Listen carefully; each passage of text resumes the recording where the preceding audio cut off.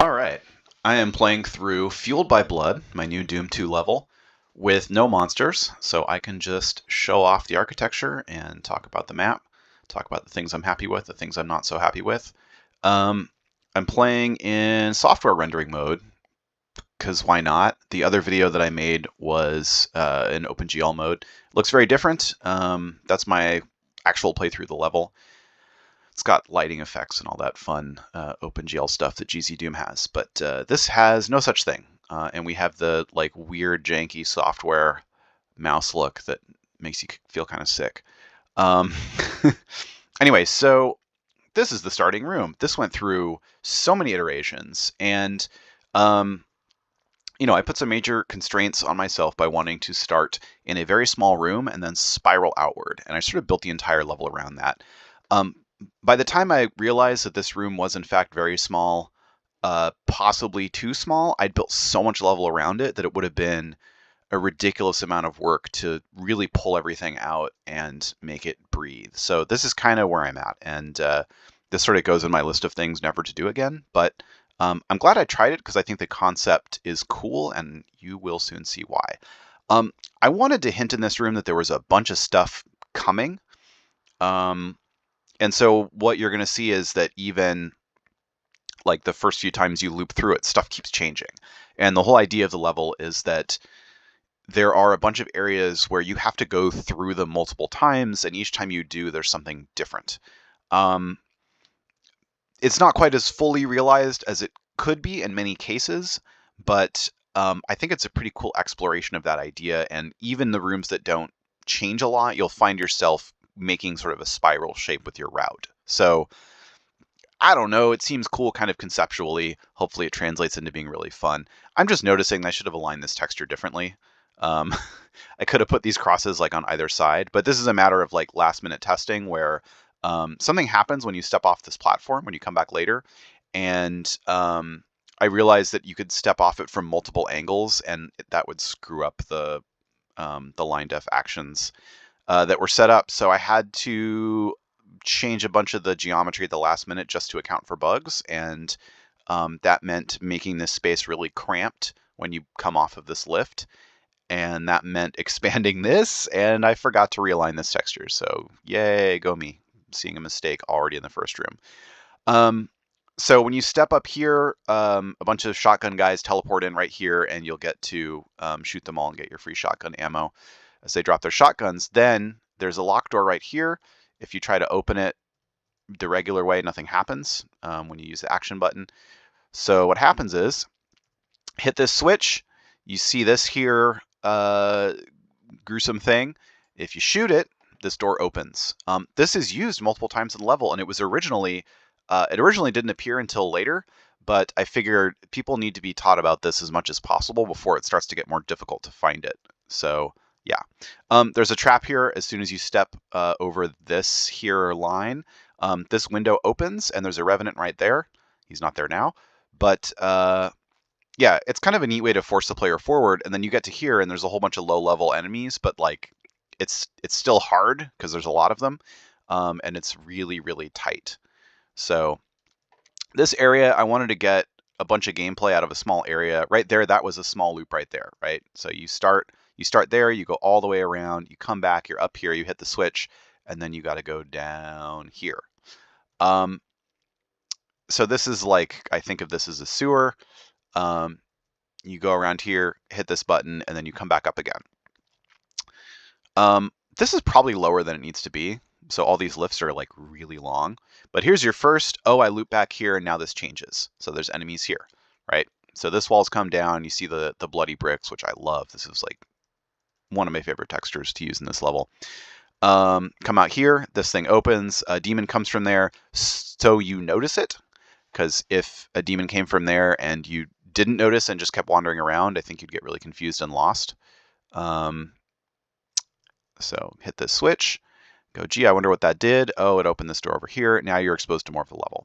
If you check the map, you can actually see the sort of spiral shape that's coming out already in the level design.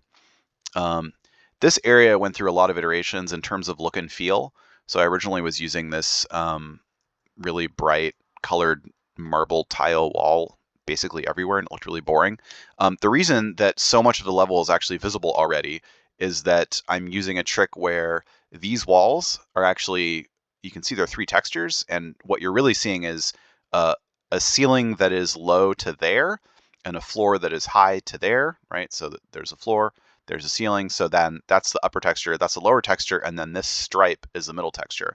I don't know if it's possible to mark that this blocks sight so you don't get the auto map by seeing out of it, but the game thinks that you're seeing out of here, and this stripe goes all the way around the outside of this structure. So you're going to get a view of the rest of the map before you actually are exposed to those areas. So yeah, that's fun.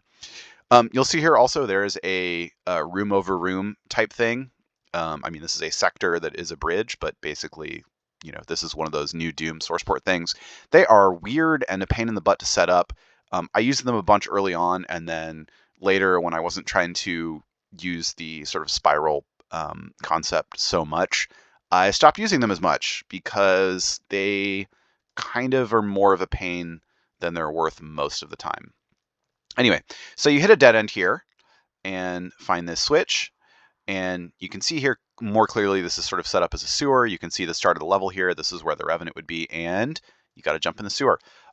There's a Hell Knight here that will probably scare you by making its awake sound, but it can't hit you. Its fireballs can't fit through this gap, and you can just ignore it. Pick up all these armor bonuses, and you're back here to the elevator. And when you come up again, there's going to be a chain gunner here, but more importantly, all these pillars are down. So the room has changed yet again. I'm just going to speed through this real quick. So you come back here. This is open. You can see through here. There's going to be a Cacodemon. This is the route you take. You get the super shotgun. You jump down here, hit this switch. And then you get your first view that like, oh, this is actually a really big level. There's more stuff here. Bunch of enemies spawn in. You fight them off. I'm going to go a little bit faster in this tour here from here on out. So there's a lot of fighting in this very small area. There's this sort of sewery thing where you can see that it continues and you can't get there. I actually disabled jump explicitly in the configuration for this level, so you cannot sequence break. There's this switch, which is very, you know, fancy looking and with all this stuff around it to make sure you don't miss it. Climb up here, and what's that? It's another body on a wall. So you shoot it, opens this door here. If there was sound on, you would hear the door open. Get the armor, walls come down, have a fight. So this is a room where I'm trying to reuse the same room for multiple encounters. So again, this would be another encounter after you hit this switch. And the room sort of, you know, it changes every time. It gives you more stuff to do, more stuff to pick up, more switches. And once again, you're going to start looping around. So take this lift, go up. These are sectors on sectors, so you can go on top of the areas where you're already picking up your stuff. This is another room where the look went through many iterations, and I sort of settled on this very, you know, two-tone look. So it's mostly red and this sort of tan brick with the sort of dark colors as well. I really like the red accents. And again, you're seeing a sort of upper texture, lower texture, middle texture thing that lets you see out and see the auto map before you actually get to those areas. This is a little joke. I thought it'd be funny if people just thought, well, what do I do if I walk out on here and then boop, there's the switch. You open that, and then behind you, an archvile appears as this comes down. The archvile's not too hard. You've got a lot of cover. The real problem is if you let any of the higher level enemies wander all the way over here during the earlier battles, the archvile will start resurrecting them, and then you have a problem. But there's 2 barrels right here, and if you haven't already blown them up, then you can use that to help you with the archvile.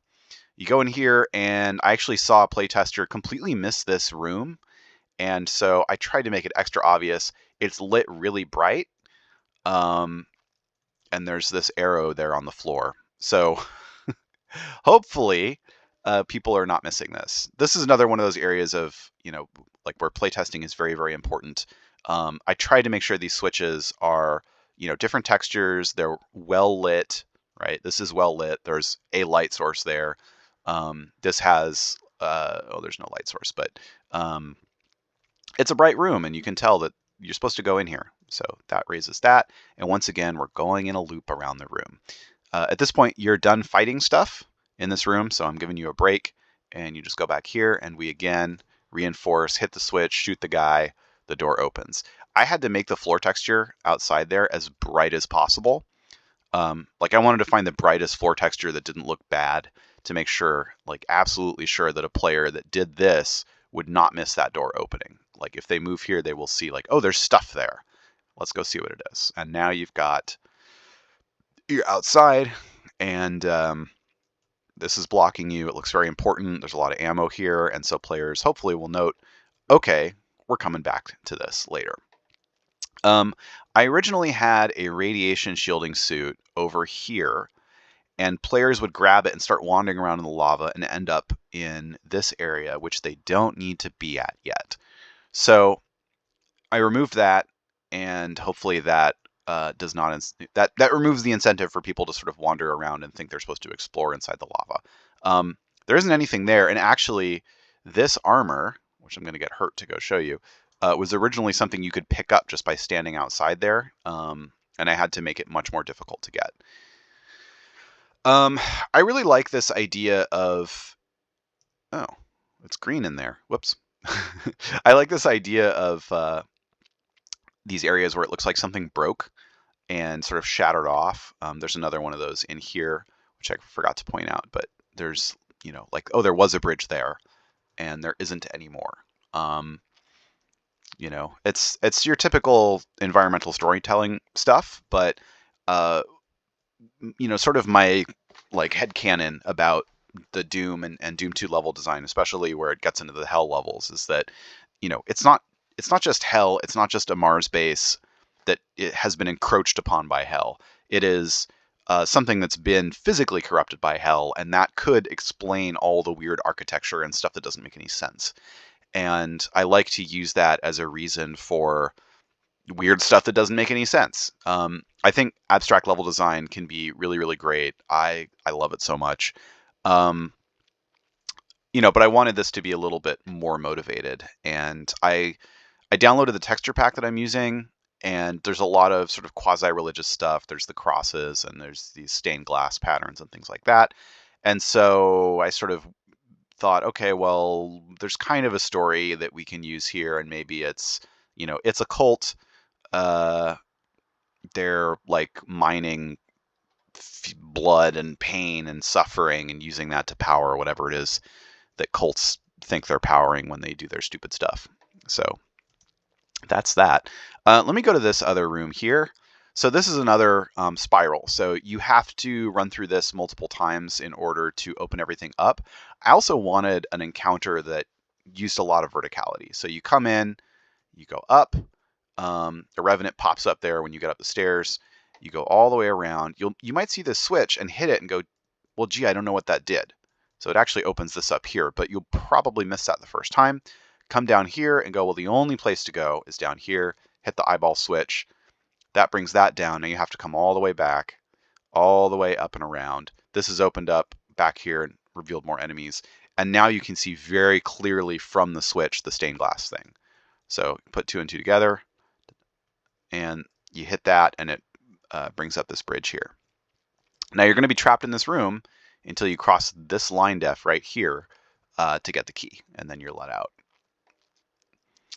The next thing to do, oh, there's going to be a cyber demon here, but he cannot see you, and you cannot wake him up. So it's sort of just a decoration, but I like that thing where if you've just come out of here, you don't have much. You have the super shotgun and the shotgun and the chain gun. That's the best you've got. You've got no rocket launcher, no plasma gun, no BFG. You come out here, see the cyber demon, and go, oh shit. And then, oh, wait a minute, he can't see me, and he is inaccessible. So you don't have to worry about it. He's just sort of this, little dancing guy that can't hurt you. This is a secret. I thought it was fairly obvious. Like if you're looking for it, like, oh, that's clearly brighter. But everyone misses it. So I don't know. I like the long, ominous hallway. This is clearly the entrance to something that has been built into the more natural looking stone. So you should be prepared for something interesting to happen, and sure enough, something interesting happens. So I like this conveyor belt ride thing. Put a bunch of monsters around here that, again, you cannot wake up. You see lots of dead bodies as well. The flashing lights. I don't know what's happening. And then you appear in this churchy kind of place in what clearly looks like a coffin. I don't know. I'm really happy about this. I spent a lot of time styling this room to kind of make it look good. It's the, showing the skybox through here and making it look like a skylight. Having these shapes up here, just, a lot of variation that sort of feels cohesive. You can see outside here that there's a greater room, but you can't get to it. And the only thing you can do is open this door, go into this nice little study area that has cool looking stained glass windows and a rocket launcher, because of course every priest in a satanic cult needs a rocket launcher. And then you come out here and these walls come down and there's another encounter with some barons and some hell knights. If you explore around here, you will find little tidbits of health and stuff like that.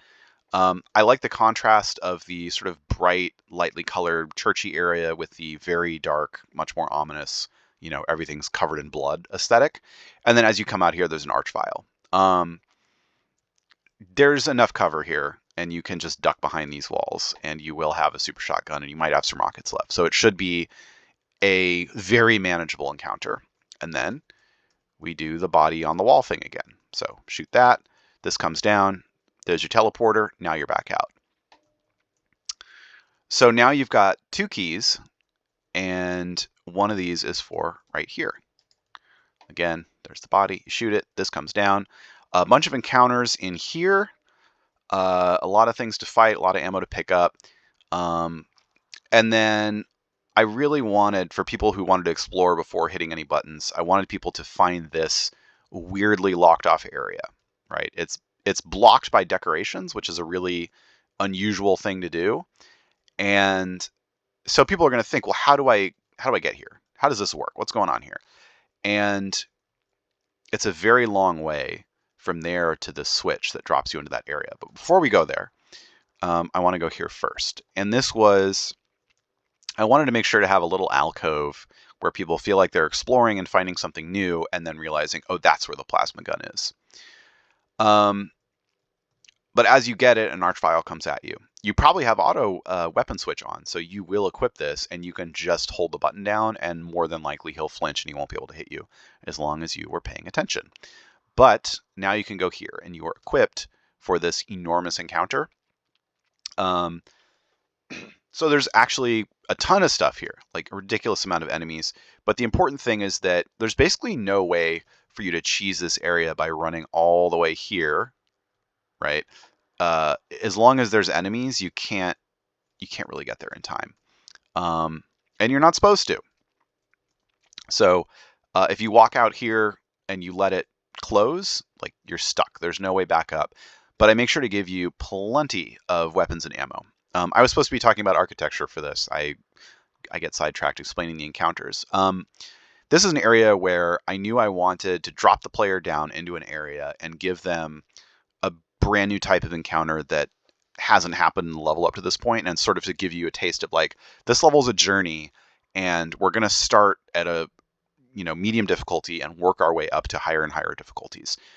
This is also inspired by a lot of the level design in Ancient Aliens, which I played most of the way through, and then at some point I think I got a little frustrated because it gets so insanely difficult. But there's a lot of this use of verticality to drop you into new areas where you can't see it, but it's literally right next to you because it's just lower. And then you hit a switch, the floor drops, and then suddenly you're in an area that's bigger and looks different and has a lot of enemies, and your conception of what the space is like is altered by knowing that, like, oh, there's all this stuff under here.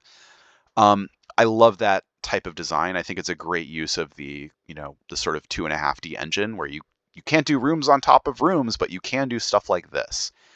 I also wanted to reinforce the idea that this is a human-made structure that's built into stuff that was already here and that was already somewhat corrupted. It's like we're going to build out into this corrupted area so we can harvest its energy, which is, of course, the story of all the dooms, and it's not that original, but I wanted to actually visualize it in a way that isn't usually that clearly visualized. I also have these decorations here that look very clearly man-made to show that, you know, there are people making deliberate choices here. These are not just bodies hanging up in hell. These are bodies hanging up in a, you know, neon lit window that humans would have to have built that way. And there's these, you know, these things sticking up here to sort of blur the lines. This crack that has lava running through it and actually goes all the way in here, and you can see this little decoration there. But I wanted to give that feel that, like, you know, there's a lot going on here. This is one of the most detailed areas in the level, and I'm particularly proud of it, especially all these columns that look like light sources but provide a lot of cover because there's revenants up here. And as you're running around and dodging other stuff, there's going to be, you know, revenant homing rockets coming after you. I'm going to pick up the radiation shielding suit. Now, there is a secret here that I thought was fairly obvious, but every tester missed it. Although every tester was like, I'm bad at finding secrets. So, you know, your mileage may vary, but there's a switch right there. And if you turn around, you see that this wall's come down. And you can come up here and actually get the drop on a revenant from behind. That's where the secret triggers. There's your megasphere. There's that stuff there. If you play on Ultraviolence or Nightmare, there is an Archvile here. So that's good times. Drop back down here, and then you get your way back up. So there's going to be some fighting that you can do here. Oh, that's a fun visual glitch. Cool. So here's another secret. This is the only one of these windows that you can actually get into because there's a gap. And sure enough, whoops. Oh, that would have been fun if I accidentally made this inescapable by not tagging the opposite side of that door that you could open it. So now this comes back down. You can see just how much is happening when you flip this switch on the other one, because there's so many different sectors here that all have to come down at the same time. And if you block it, let me show you what happens if you do that. You'll have bits of it go up instead. And I had to test every single one of these sections to make sure that if you made one go down but not the others, that each section had the proper textures, because otherwise you would get a missing texture error and you'd get the Holo Mirrors effect and it would look very confusing. So you come up here, you're on the other side of these stalagmites, whatever they are. And you can take this teleporter, but you can also jump up here. You get a close-up look at one of these.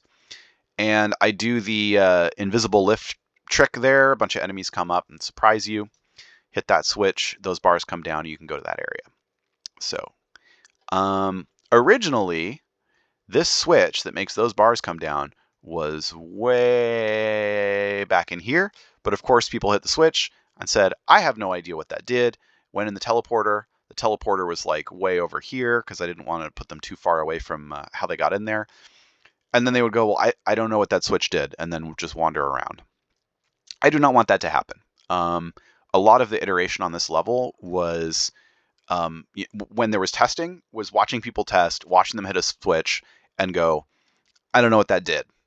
And then me going, okay, well, I have to move the switch, or I have to change the lighting, I have to change the textures. Like, it's all about keeping stuff visible and as obvious as it needs to be. This room is an experiment in, can I make a cover shooter with Doom? So you have these chest high walls, and then you have these person high walls, and there's some chain gunners in key locations. And what you're expected to do is basically go behind here and come out, shoot them, go behind here, etc., etc. This isn't an amazing room, but it's basically meant as a transition into the next area, so it's not supposed to be that fancy. I spent a lot of time trying to play with the lighting and make it interesting. I wanted to add these sort of like structural support elements, so it's not a big, boring box, even though it still kind of is a big, boring box. I've got this decoration here, which I really like. You can see this, this lava fall. And then if you're paying attention, you will notice that this is a different texture. And if you check your map, you'll see that little platform on the other side and go, gee, maybe I can do something here. And you'll walk here, follow the path. It comes down automatically. And there's your mega armor. Hooray! So you come up here and you're going to fight some guys here, but you might be drawn here to this armor, fight some pinkies, and then find this weird blocked off teleporter. So yeah, this is a cave, a fork in the road, another one of these little decorative. A very loud truck just drove by. I hope you didn't hear that. Very loud, sorry, a very decorative lava fall. You've got the orange key, so you can hit this switch. If you don't, you have to go back and find it. And this area I wanted to be like a big cavern that was discovered and, you know, now mined for blood and misery and whatever. If you are paying attention, you might notice that there's something weird structurally over here, which is actually this, and you can come back here. I also wanted to play with the idea of like these human-made bunkers were built, and these are little like control stations. So, you know, they're connected with these bridges that you have to manually operate. So each one, you go in here, you do a little encounter. See, this area is actually hiding that megasphere. So if you're diligent, you check the map, you'll go, gee, it looks like there's somewhere I can get over there. There's going to be chain gunners over here. Like, you can see them very clearly, but there's also some cacodemons and some lost souls roaming around here to annoy you while you're trying to deal with the chain gunners. I'm trying to set up here. There's like clearly this big thing in the middle that you're going to get to later, especially because the ceiling is different. You come in here, even more computer stuff, and then clearly this is like some kind of base camp. Well, clearly to me. I don't know if it's clear to anyone else. But you've got two choices here. You can try to go here, but there's actually no way to do it. So you might go back and go, gee, that was unfortunate. Let's go this way. And then we get to some weird encounters where I'm using the decorations to block your path instead of actual walls. And once you leave this area, some enemies pop up here using the invisible lift trick, which I'm particularly proud of. They're very difficult encounters for how close quarters they are with fairly difficult enemies. You can take them on if you want. They're not impossible, or you can just run through them and you end up on the opposite side of the room. So you can see them right here. You can just run in here. There's another encounter. It's not as hard.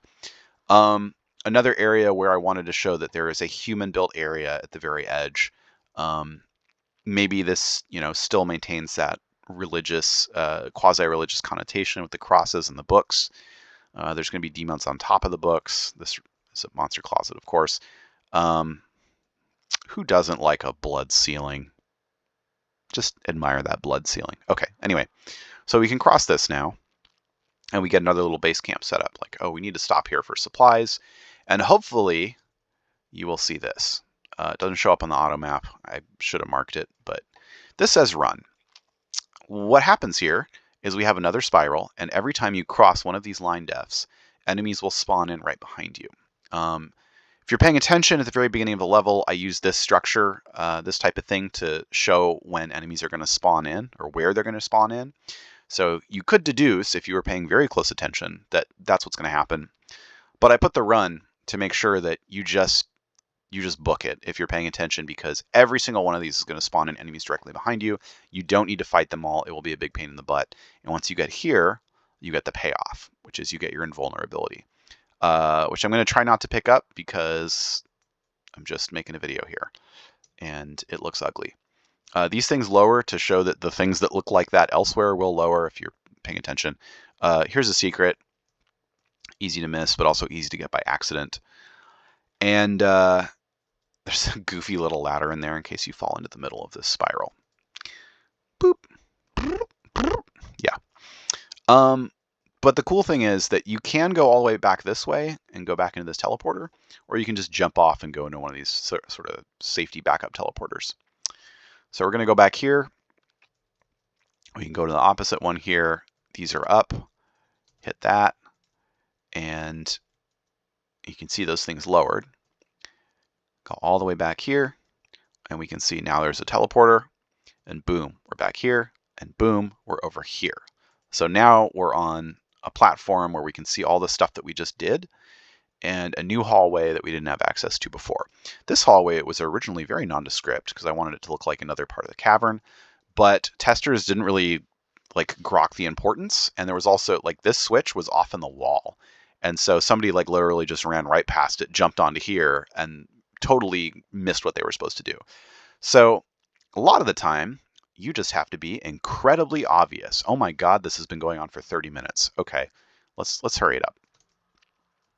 But yeah, not to belabor the point, but like if you've got a switch that people need to hit and it's in a a subtle place, you've done the wrong thing. Okay, so now you can jump down here, activate this elevator. I originally used a different texture for the elevators in this level, but people did not understand that that's what it was, and they missed them. So you know what? Don't break conventions if you don't have to. And now we got another one of these stained glass things. Hit that. I'm just going to waste plasma on there, and you can see that thing lowers. Should be pretty obvious. Hopefully people do not miss it. But now we have a new teleporter and another conveyor belt journey. We show more hanging people, and then as soon as we teleport in here, we see that the blue key is lower for us. Yay. Actually, there's a texture error, but whatever. So we've gone through that room again, and it has changed again because that key is lowered. This gets lowered as well. There's going to be more enemies to fight. So you know you're on the right track because there's more stuff to do. And what do you have now? But you have the blue key. And you're going to have to remember where the blue key switch was, or you can just check the map, I suppose. But it's all the way back here. Boom. You've been here before. Except now you go inside this little sewery area. You see this thing running down to show where the mucky water's coming from. And you hit that switch, and now you're back here. You've been here several times before. You're going on this lift again. You've been here several times before. And now we get the payoff, which is boom, you're back in this room, but all the walls are covered in blood. So the room has changed for the final time to show that you are completing your journey of whatever, whatever metaphorical thing. I almost said medical thing. Whatever metaphorical thing is going to happen. So here's this switch. It's now exposed. You can get to it. And as you may have guessed, we can now get to this platform. And there's another invulnerability, which I'm going to, again, try not to pick up for the sake of the quality of this video. So you get here. You end up in this enormous area, and people who've played a lot of Doom maps will probably recognize this immediately. There's going to be a ton of enemies all around here that start out facing away from you, which is going to be funny when you do this and realize that the only way to proceed through the level is to shoot the body and wake all the monsters up. But you actually have a choice because there's two of these, and the other one, so one of these, boop, we'll start these lowering. And these are basically timers for getting 3 more keys and a soul sphere. The other option is to shoot this and lower the BFG platform. So at this point, I expect you to only use BFG ammo for the remainder of the level. There's like 10 minutes of fighting here, which obviously we're not going to do because there's no monsters. But, I wanted a big, ominous arena that had cover, but also a lot of space to run around.